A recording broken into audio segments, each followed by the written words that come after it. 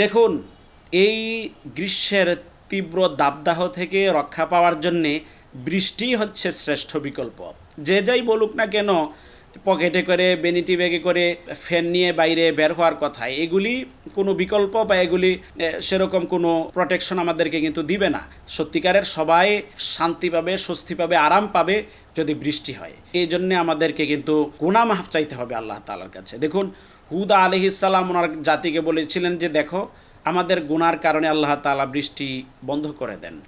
এই প্রচণ্ড খরা, তাপ, এই তাপদাহ, এই তাপ প্রবাহ তৈরি হয় আমাদের গুনাহের কারণে।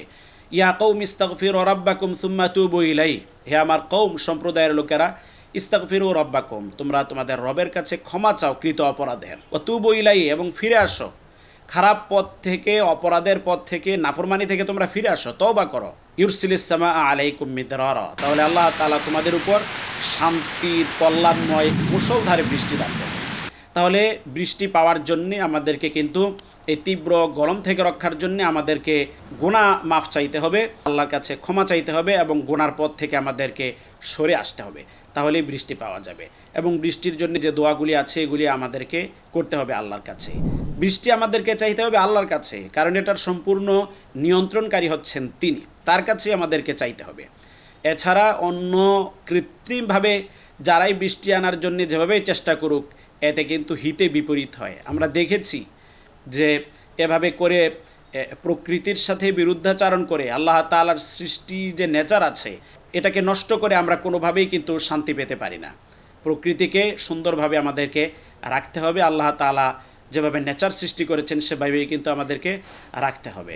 আল্লাহর কাছে আমাদেরকে দোয়া করতে হবে। আল্লাহ তাআলা বলেছেন, ওয়া হুয়াল্লাযী ইউনাজ্জিলুল গায়থা মিন বা'দি মা কানাতু ওয়া ইয়ানশুরু রাহমাতা, তিনি সে আল্লাহ যিনি হতাশ হয়ে যাওয়ার পর মানুষকে রহমতের বৃষ্টি দিয়ে তিনি সিক্ত করেন। ওয়া ইয়ানশুরু রাহমাতা, এবং সর্বত্র তার রহমতকে তিনি ছড়িয়ে দেন।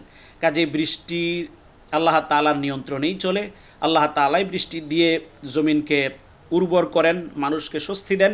আল্লাহর কাছে আমাদেরকে বৃষ্টি চাইতে হবে। এজন্য আমরা দেখতে পাই যে রাসূল সাল্লাল্লাহু আলাইহি ওয়াসাল্লাম বৃষ্টির জন্য আল্লাহর কাছে দোয়া করেছেন।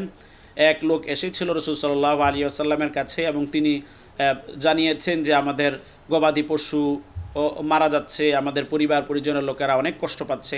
তখন রাসূল সাল্লাল্লাহু আলাইহি ওয়াসাল্লাম মাঠে বেরিয়েছেন এবং সেখানে 2 রাকাত নামাজ আদায় করে আল্লাহর কাছে তিনি বৃষ্টির জন্য চেয়েছিলেন।